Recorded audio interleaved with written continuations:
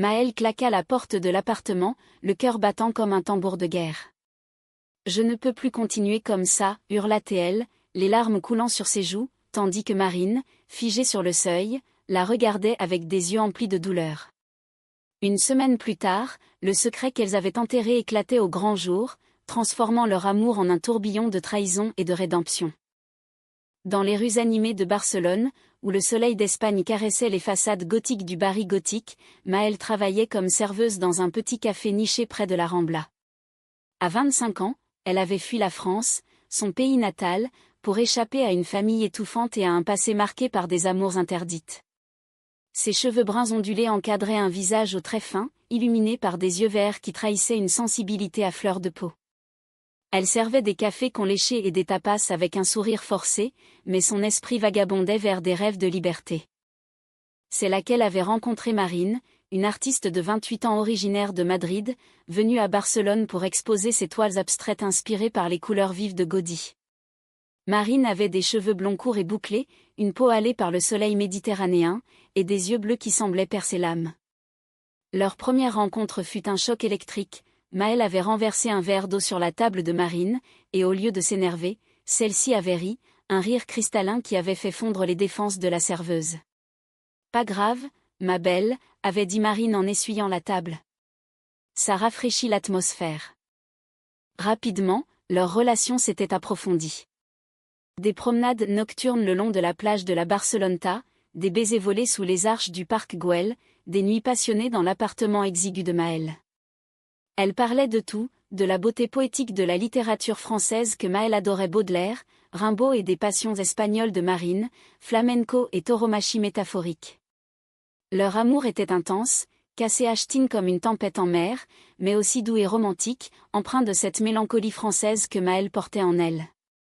Pourtant, un nuage planait, l'argent. Maëlle luttait pour payer son loyer, et Marine, artiste émergente, n'était guère mieux lotie. Puis vint Don Eduardo. À 80 ans, ce millionnaire espagnol, veuf et sans enfant, fréquentait le café tous les matins. Avec ses cheveux blancs clairsemés, son costume impeccable et son regard fatigué mais bienveillant, il rappelait ces figures patriciennes des romans de Zola. Il commandait toujours un cortado et laissait des pourboires généreux. Un jour, il engagea la conversation avec Maëlle. « Vous avez l'accent français, mademoiselle. »« Paris ?» demanda-t-il. Elle secoua la tête. « Non, de Provence. Mais j'aime Barcelone. » Il sourit, et de fil en aiguille, il lui raconta sa vie, une fortune amassée dans l'immobilier, une solitude profonde depuis la mort de sa femme, et un désir de léguer son héritage à quelqu'un qui en valait la peine. Au fil des semaines, Don Eduardo devint un habitué, presque un confident. Il offrit à Maëlle des cadeaux, un livre rare de Proust, un billet pour un concert de musique classique. Maëlle, flattée mais prudente, en parla à Marine. « Il est gentil, mais c'est un vieux monsieur. » Rien de plus. Marine, jalouse, fronça les sourcils. « Fais attention, à mort.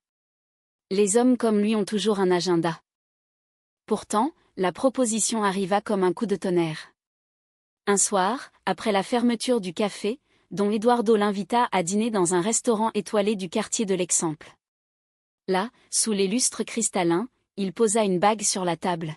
« Maëlle, je suis vieux, et je n'ai plus beaucoup de temps. Épousez-moi. Je vous offrirai tout, une vie sans souci, ma fortune. En échange, soyez ma compagne pour mes derniers jours. Pas d'amour physique, juste de la compagnie. » Maëlle fut stupéfaite. « Mais pourquoi moi ?» Il soupira. « Parce que vous avez une âme pure, comme ma défunte épouse. Et je sais que vous cachez un secret. Votre amour pour cette femme, Marine. Je ne juge pas. Au contraire, je veux vous aider. » Comment savait-il ? Maëlle blêmit. Don Eduardo expliqua qu'il avait vu leur regard complice lors d'une visite de Marine au café. « L'amour n'a pas de genre, ma chère. Mais en Espagne, comme en France, la société est cruelle. Avec ma fortune, vous pourrez vivre librement après ma mort, qui ne tardera pas. » Maëlle rentra chez elle, tourmentée. Marine l'attendait, anxieuse. « Qu'a-t-il dit ? » Maël raconta tout, et Marine explosa. C'est de la folie. Tu ne vas pas l'épouser? Mais Maël, les yeux emplis de larmes, murmura, pour nous, Marine. Pour un avenir sans précarité. Il mourra bientôt, et nous serons riches. Les jours suivants furent un tourbillon de conflits. Marine argumenta, pleura, menaça de partir. C'est une trahison, criait-elle. Maël, déchiré, invoquait le pragmatisme français, pense à Balzac, au mariage d'intérêt qui sauve des vies. Finalement, Marine céda, à contre-cœur. D'accord, mais promets-moi que rien ne changera entre nous. Elles s'embrassèrent, scellant un pacte fragile. Le mariage fut discret, dans une chapelle baroque de Barcelone. Maël, en robe simple, prononça les vœux devant un prêtre et quelques témoins. Don Eduardo, frêle mais souriant, glissa l'anneau à son doigt. Marine, cachée au fond, pleurait en silence. La nuit de noces fut platonique, ils dormirent dans des chambres séparées dans la villa luxueuse de Don Eduardo, perchée sur les collines de Tibidabo. Les premiers jours furent étranges. Maël s'installa dans la villa, avec ses jardins fleuris et sa vue sur la mer. Don Eduardo était un hôte charmant, racontant des anecdotes sur Franco et la transition démocratique. Maël se surprit à l'apprécier, comme un grand-père bienveillant. Marine venait en secret, et leur rencontre était passionnée, teintée d'un sentiment de culpabilité. Mais une semaine après le mariage, tout bascula. Maël rentra d'une promenade et trouva Don Eduardo assis dans le salon, un dossier à la main. « Asseyez-vous, ma chère. Il est temps de vous révéler la vérité. » Son ton était grave, et Maël sentit un frisson glacé. Marine arriva peu après, invitée par un message mystérieux.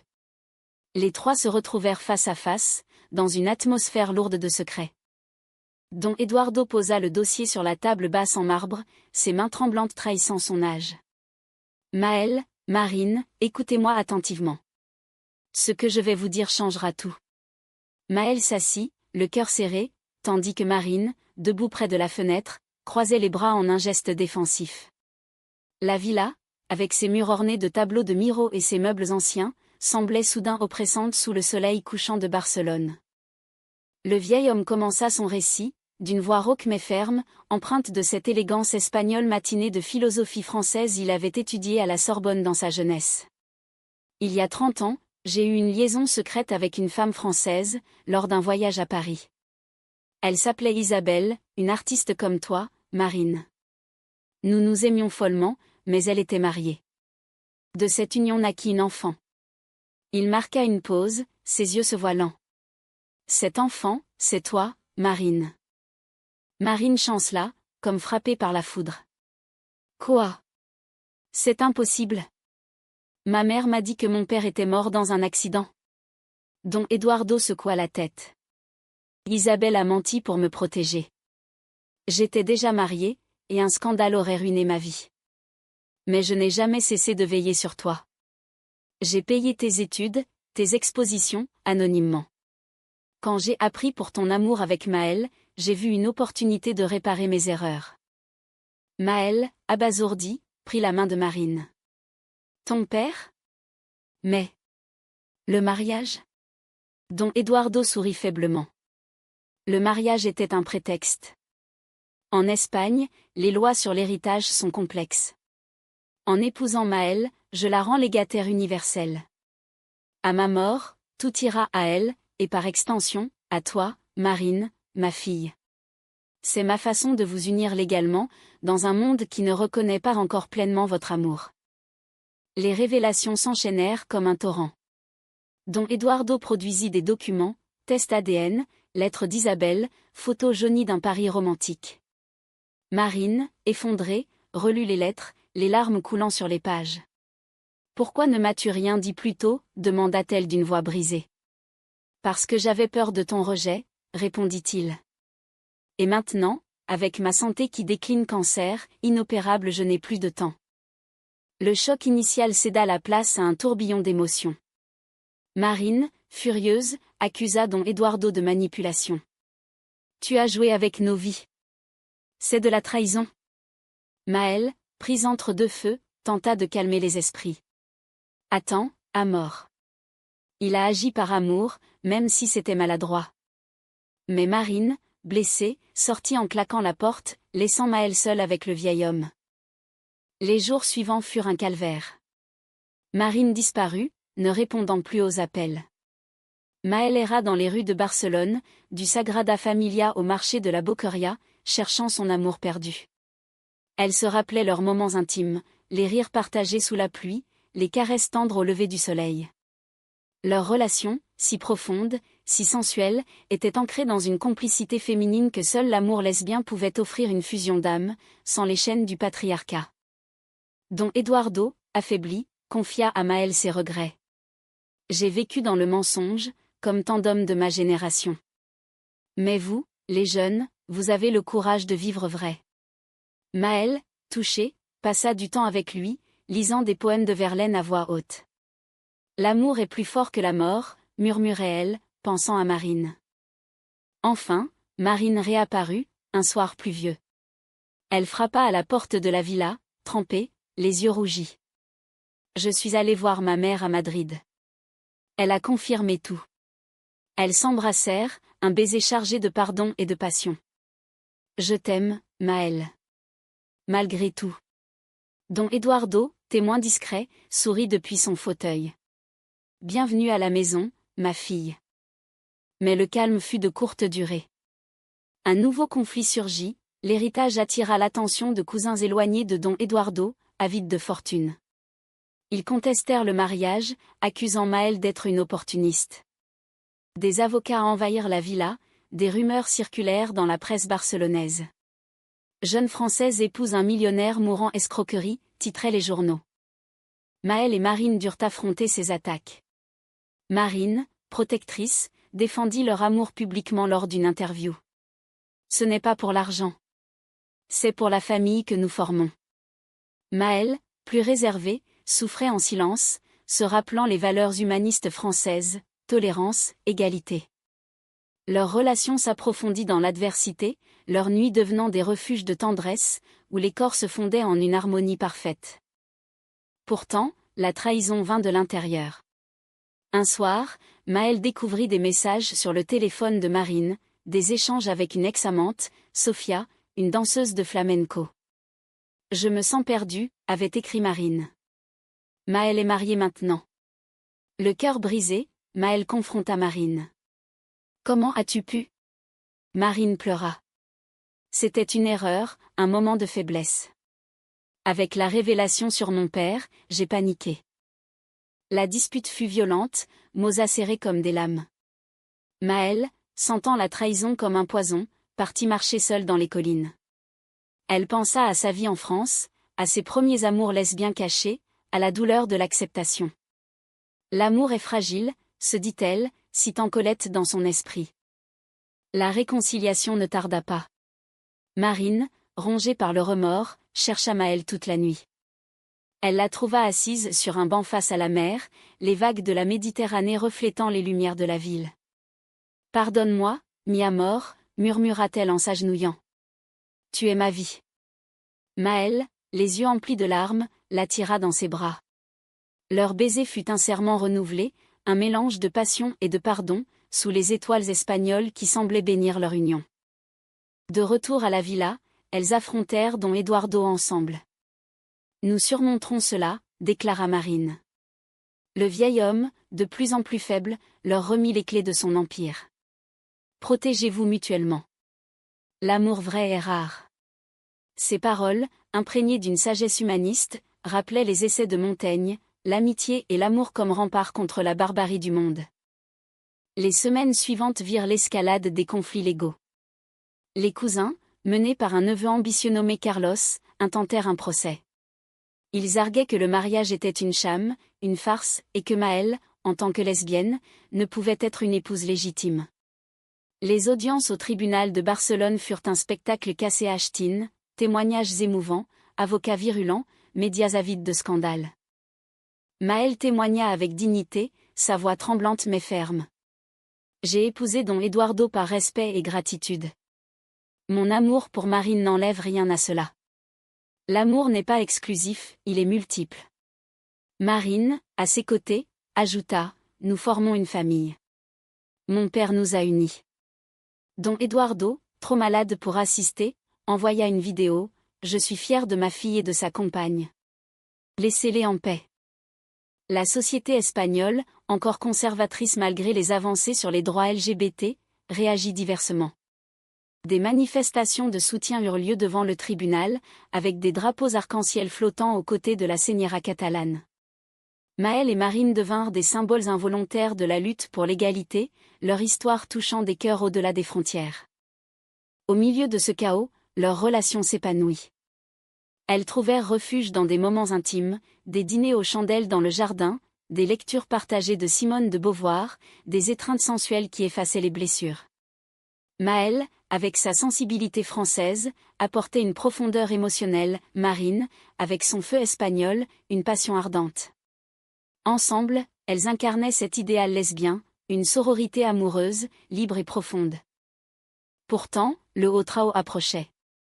Don Eduardo s'affaiblit dramatiquement. Une nuit, il appela Maël et Marine à son chevet. « Mes filles, murmura-t-il, je pars en paix. Souvenez-vous, la vie est courte, aimez sans regret. » Il expira doucement, laissant un vide immense. Les funérailles furent grandioses, dans la cathédrale de Barcelone, avec des hommages de dignitaires. Avec sa mort, l'héritage devint effectif. Mais Carlos, furieux, révéla un secret, il avait engagé un détective qui avait filmé les moments intimes de Maël et Marine avant le mariage. Preuve d'adultère, clama-t-il au tribunal. Le scandale explosa, photos volées publiées dans la presse People, accusant Maël de duplicité. Marine, trahie par ce viol de leur intimité, entra en rage. Comment ose-t-il ? Maël, effondré, songea au suicide, mais Marine la retint. Nous combattrons, ensemble. Elles engagèrent un avocat spécialisé en droit LGBT, qui transforma le procès en une cause nationale. Des célébrités françaises et espagnoles, comme des actrices lesbiennes assumées, témoignèrent en leur faveur. Le climax eut lieu lors de l'audience finale. Maël, sur le banc des témoins, déclara « Notre amour n'est pas un crime. C'est une célébration de la vie. » Don Eduardo l'a compris. Pourquoi pas vous ?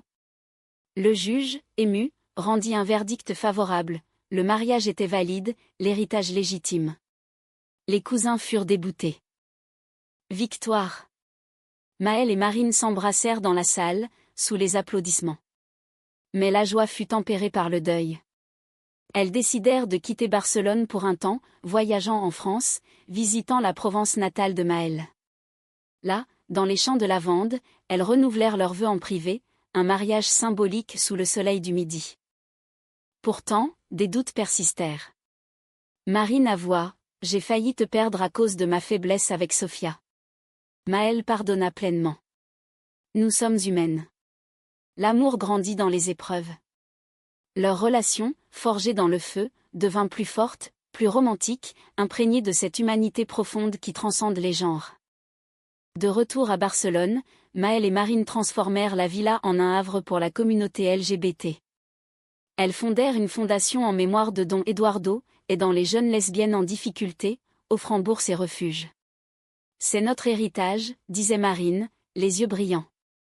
Maël, avec son flair français, organisa des soirées littéraires, où des poètes récitaient des vers sur l'amour saphique.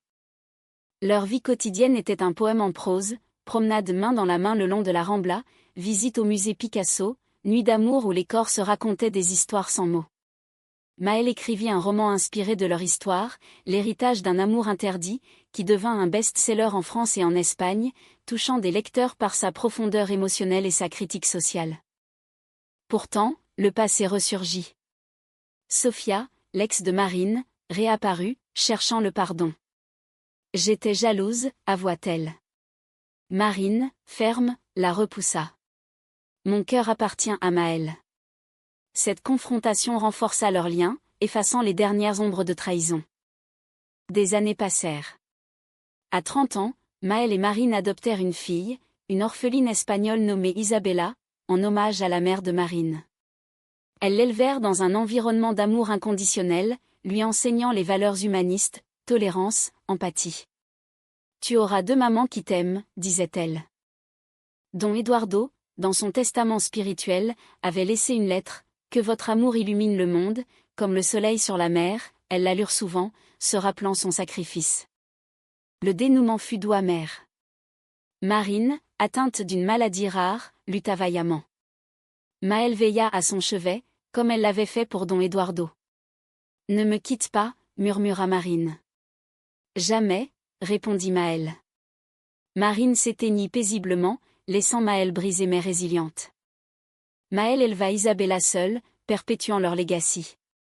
À 60 ans, elle publia ses mémoires, un témoignage poignant sur l'amour lesbien, la trahison surmontée, et la rédemption humaine. L'amour n'a pas de fin, concluait-elle, citant Proust. Dans un épilogue personnel, Maëlle revint à la villa, assise dans le jardin où tout avait commencé. Elle sentait la présence de Marine et de Don Eduardo. « Merci pour cette vie », murmura-t-elle au vent. L'histoire se terminait sur une note d'espoir. L'amour, malgré les tempêtes, triomphe par sa profondeur humaine. Ainsi, ce qui avait commencé par un mariage improbable devint une saga d'amour, de perte et de guérison, un hymne à la résilience lesbienne dans un monde en évolution. Barcelone, avec son mélange de tradition et de modernité, fut le témoin silencieux de cette odyssée sentimentale.